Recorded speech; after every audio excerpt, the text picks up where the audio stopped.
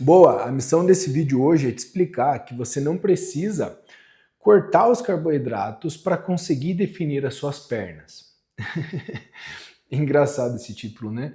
Mas é importante entender que muitas vezes você vai precisar comer mais carboidratos, outras vezes você vai precisar comer menos carboidratos. E para isso, eu vou gravar esse vídeo para você entender essas diferenças e parar de ter dúvidas e parar de ter medo. Vamos lá, eu vou explicar o medo. Muitas vezes chega a paciente aqui na consultoria online e tal, beleza, vamos lá, vamos começar um trabalho, Dani, eu faço assim, assim, assim, portanto, então, dado minha direção, agora faremos dessa forma, e a pessoa fica mais insegura, porque, pô, vai comer mais carboidratos, vai sentir que acaba e pode engordar, e aí, de fato, ela fica com aquele receio e gera certas dúvidas na cabeça. E diversas mulheres chegam assim com essas dúvidas. Não tem problema nenhum, vamos esclarecer todas elas. Primeiro, deixa eu só tentar entender o teu contexto aqui. Então, pô, Dani, eu quero ficar com minha perna mais definidinha. Legal, beleza. Em que estágio você está?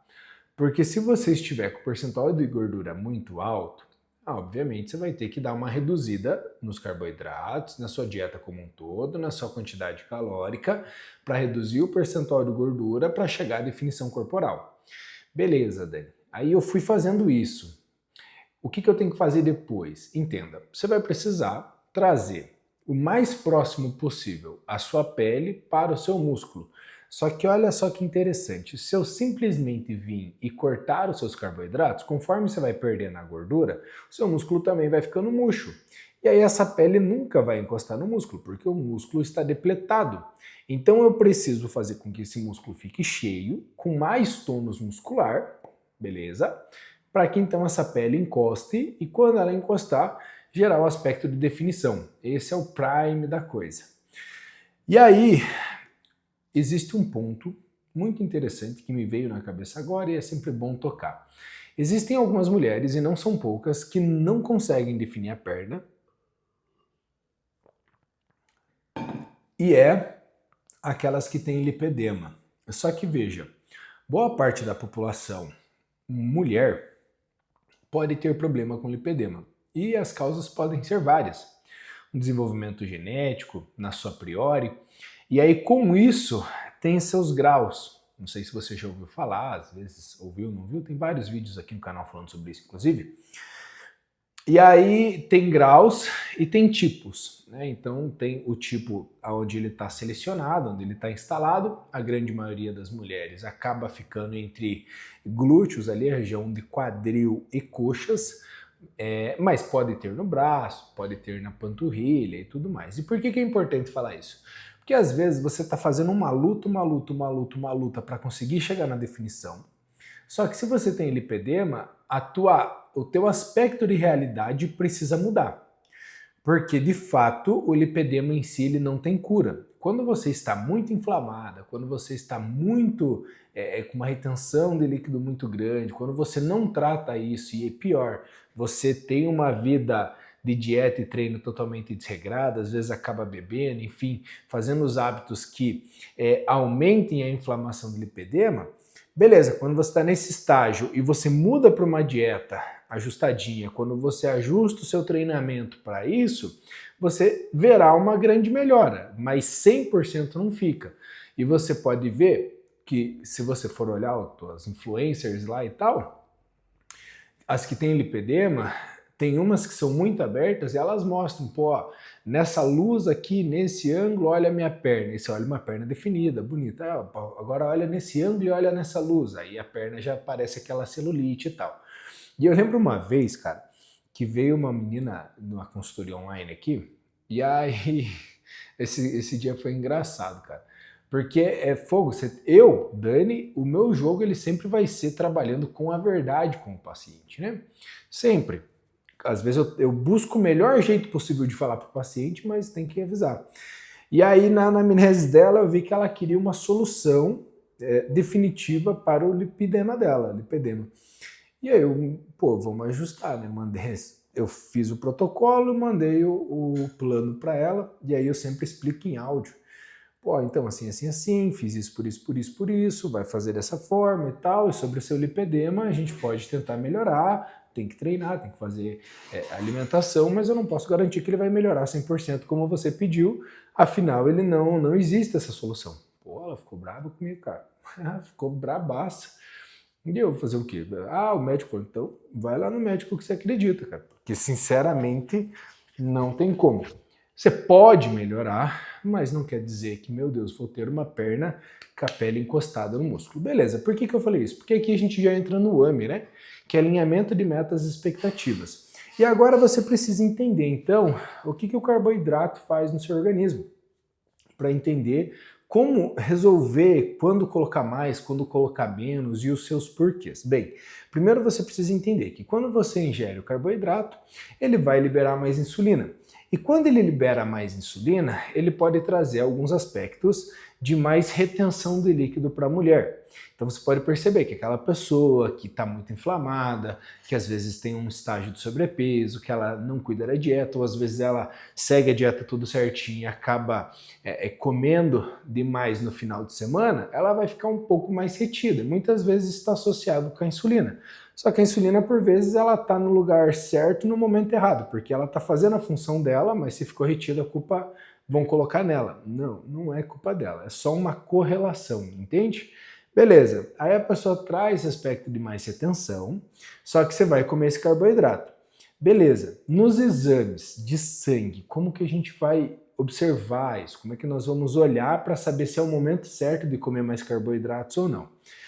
Quando o paciente me traz os exames, eu vou ter que olhar ali, principalmente nesse caso de carboidratos, a glicose, a hemoglobina glicada, a glicose em jejum, a hemoglobina glicada e a insulina. Tem vezes o paciente já traz, ou às vezes pode solicitar para ele, a curva glicêmica.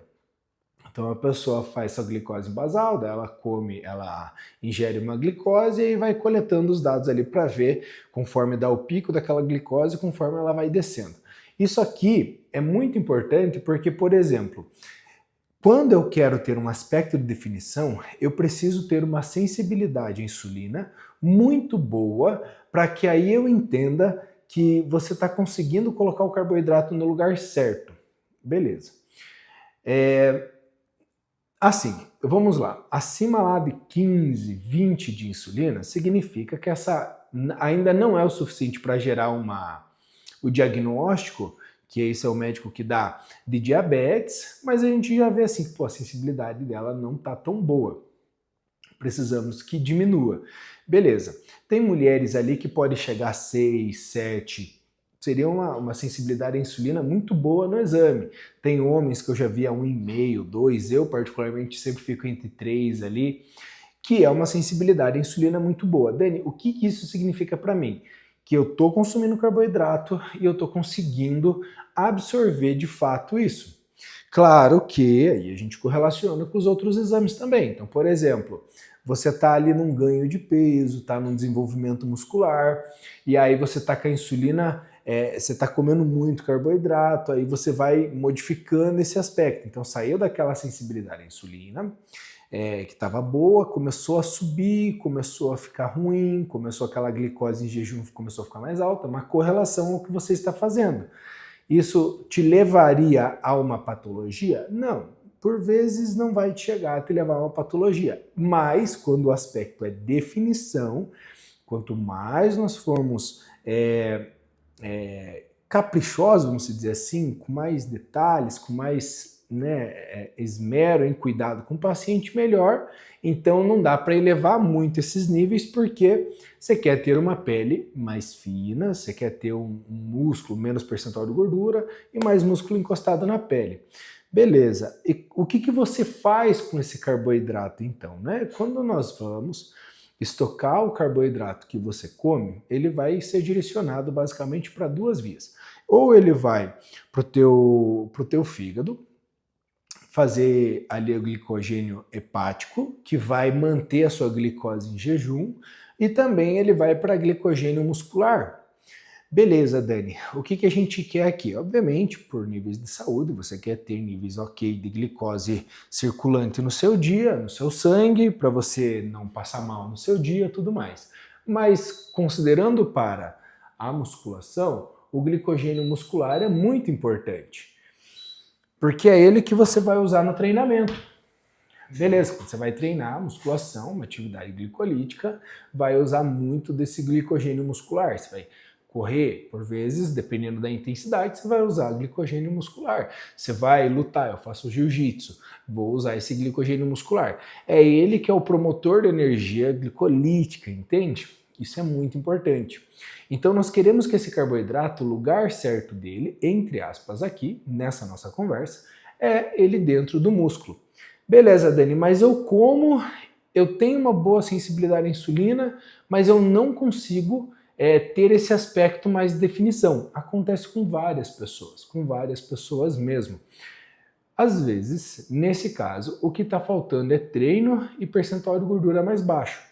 Dani, mas meu percentual de gordura ele é baixo. Sim, mas às vezes tem que baixar um pouquinho mais para chegar a acessar essa definição. E isso é muito relativo de paciente para paciente. Tem paciente que ali, com um exemplo, a mulher com 18% de gordura, pô, já tem ali abdômen definidinho, já tem uma marcação na perna, já tem o glúteo. Beleza, tem mulher que precisa baixar para 15%. E tá tudo bem, é relativo à mulher. Vou te dar um exemplo, Dani, agora. Muitos homens com 10, 11% de gordura já tem um abdominal super marcadinho e tudo mais. Para aparecer minha característica de abdômen definido, eu tenho que estar ali entre 6%. Então eu permeio entre 9 a 10% de gordura, mas eu sei que eu tenho que fazer um trabalho para chegar a 6% para querer ficar mais definido. Então se conhecer é sempre muito importante. Sempre. Você saber como é que teu corpo responde. Então, por exemplo, eu sei o que eu tenho que fazer para chegar a 6% de gordura, eu sei a dieta, eu sei todo o trabalho para chegar lá. Agora, quero pagar o preço? Aí é outra história, entendeu? Os meus carboidratos, em tese, tem que ser ali numa média de 30% a 40% do meu consumo total calórico. A gente vai chegar sobre isso. Eu não quero pagar esse preço hoje, entende? Tipo, pra mim, Dani, tá muito bom do jeito que eu tô fazendo, eu tô com peso que eu me sinto confortável, consigo ter um corpo funcional, consigo fazer minha musculação, consigo fazer minha travessia em águas abertas, eu consigo fazer meu jiu-jitsu todos os dias lá. Pra mim tá excelente. E é isso que por vezes você tem que entender na sua cabecinha. Você busca muita definição e é bom? É muito bom. É bonito? É bonito. Olhar no espelho e curtir? Mas saiba que você vai ter privações. Eu não sei como é que vocês imaginam isso, mas se você quer ter uma certa promoção, você quer passar numa entrevista de emprego, você vai ter uma vaga para X pessoas. Você vai ter que ser o melhor naquilo. E por vezes, para ser o melhor naquilo, você teve que fazer coisas extraordinárias para ser o melhor. Você quer ganhar uma promoção? Se você não for de puxar o saco, você vai ter que ser o melhor naquilo. Se você quer, sei lá, fazer uma prova e tirar uma nota boa, você vai ter que se dedicar. Como é que as pessoas imaginam que vão ficar definidas, vão ficar com percentual de gordura abaixo, comendo fora, sem treinar? É uma desilusão, né, cara? A pessoa tá iludida. Se tá fazendo sentido para você, deixa um comentário aqui embaixo para mim, né? Deixa um comentário escrito assim, para eu saber que você chegou até agora, né? Seus iludidos. Iludidos é a palavra, né? Tem muita gente que é iludida. Beleza, Dani. Não perdi a linha de raciocínio, tá? Então chegamos lá. Como que eu vou colocar esse carboidrato no lugar certo? Com treinamento, cara. O treinamento ele vai ser muito importante. Quanto mais você tem a capacidade de treinar, mais você vai conseguir ter capacidade, porque a gente treina para poder treinar melhor e não para se matar em apenas num dia. Você vai para poder cada vez ir treinando, para buscar mais intensidade, para buscar mais capacidade, treinar para poder treinar mais, treinar para poder treinar mais. E aí com isso você vai ter um desenvolvimento muscular e também vai aumentar ali a sua capacidade de sintetizar glicogênio muscular. No caso, se fôssemos falar da definição muscular da perna, por exemplo, você vai aumentando a capacidade de estocar, armazenar glicogênio muscular ali. Com isso, obviamente, com o desenvolvimento da hipertrofia, você vai aumentando as fibras ali, os mionúcleos e tal. Isso vai tendo maior capacidade de geração de força e é um trabalho contínuo. E olha só que interessante, que ele é um trabalho contínuo, contudo, é uma parada meio que de aluguel, porque enquanto você estiver fazendo, o teu corpo está em evolução. Então você está pagando o aluguel da dieta e do treino ali. Uma vez que você pare, ele tende a diminuir. Ah, mas porque o corpo é injusto? Não, não é que ele definitivamente ele não é injusto, é porque ele não precisa desse tipo de material dentro de você. Então, se todo dia você está carpindo um lote de 100 metros, olha eu dando meus exemplos de lote, né? Você está carpindo 100 metros ali, o teu corpo ele vai se adaptar para você exercer aquela função. Passei a carpir 500 metros, ele vai se adaptar para você exercer aquela função. Pô, Dani, agora eu não estou mais carpindo, teu corpo vai se adaptar à nova função que está fazendo. Ah, é dormir o dia inteiro? Então ele vai se adaptar à função de dormir o dia inteiro. Teu corpo ele trabalha dessa maneira, entende? Por mais que quando você voltar a fazer as antigas funções, ele responda muito mais rápido, mas porque você criou consciência neural, consciência corporal e consegue ter esse certo desenvolvimento. Você conseguiu entender a linha de raciocínio? Beleza. E aí o treinamento, ele também tem que ser... Cara, aqui é um ponto que eu vejo que as pessoas erram muito. Inclusive, eu também erro. E errei por bastante tempo. Que é a questão da informação do próprio treinamento. Quando você está inflamado, um dos sintomas ali, né, uma das correspostas, é você pegar e ter um acúmulo de água na região. Então, por exemplo, só um exemplo bem interessante. Sabe quando a pessoa vai para o fisiculturismo e aí ela faz uma coisa que se chama full upper body? Ou seja, na última semana ela vai treinar somente os membros superiores, mas ela treina de uma maneira leve. Na comunicação do fisiculturismo é literalmente para colocar o carboidrato no lugar certo. Então, você depleta muito carboidrato, beleza, depleta carboidrato, você está consumindo muito menos para depois fazer uma supercompensação deles, só que você fica estimulando o grupo muscular para você pegar e quando consumir esse carboidrato, ele tender a encher nos membros superiores. Você já se perguntou por que não fazem isso nas pernas? Porque o grupo muscular das pernas ali, das coxas, quadríceps e tal, é muito grande, que tem mais tendência à inflamação, por isso que o atleta ou a atleta fica ali às vezes 10 dias sem treinar a perna, 12 dias sem treinar a perna, 7 dias sem treinar a perna, ou seja, para sair aquela inflamação e quando a pessoa for para o campeonato, apresentar mais definição. Beleza, Dani, agora vamos trazer para a nossa realidade. A pessoa chega ali na academia e aí ela treina sempre com muita intensidade e é uma corresposta. Você está evoluindo, está buscando a evolução. Só que parece que o físico nunca fica definido porque você está sempre inflamada. Entende?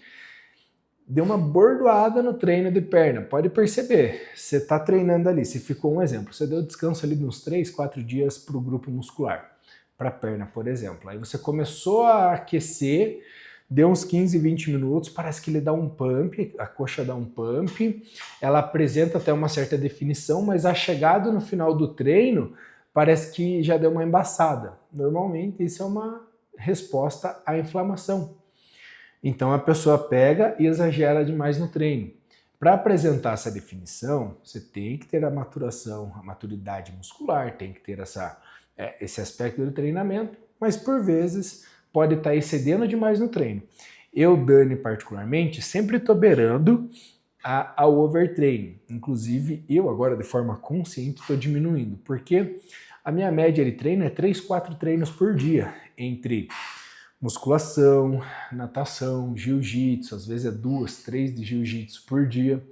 Então eu sei que eu exagero e aí eu percebo no meu corpo que normalmente quando eu estou exagerando, a minha dieta está 100%, eu não mudo a dieta, tá tudo bonitinho, tudo alinhadinho ali, muito raro eu sair do que eu já faço, mas o excesso do treino. Aí quando vem tipo sexta-feira assim, que é meu último treino da semana, e sábado eu dou só aquele talentinho final, só para desestressar a cabeça na academia, vai chegando domingo de noite, o físico parece que desinflamou e ele já está bem mais definido.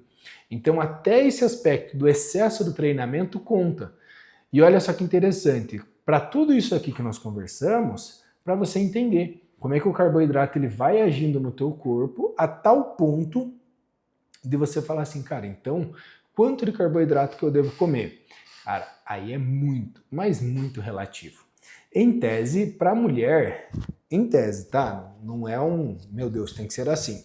Mas em geral, eu vejo que as mulheres que são, entre aspas, normais, entre 18 e 20% de gordura ali e tal, um exemplo, né? 1,60 m, 60 quilos ali, tem uma média de 18 a 20% de gordura, elas respondem muito bem a 3 gramas de carboidrato por quilo corporal. De 2,5 a 3 ali, elas respondem muito bem.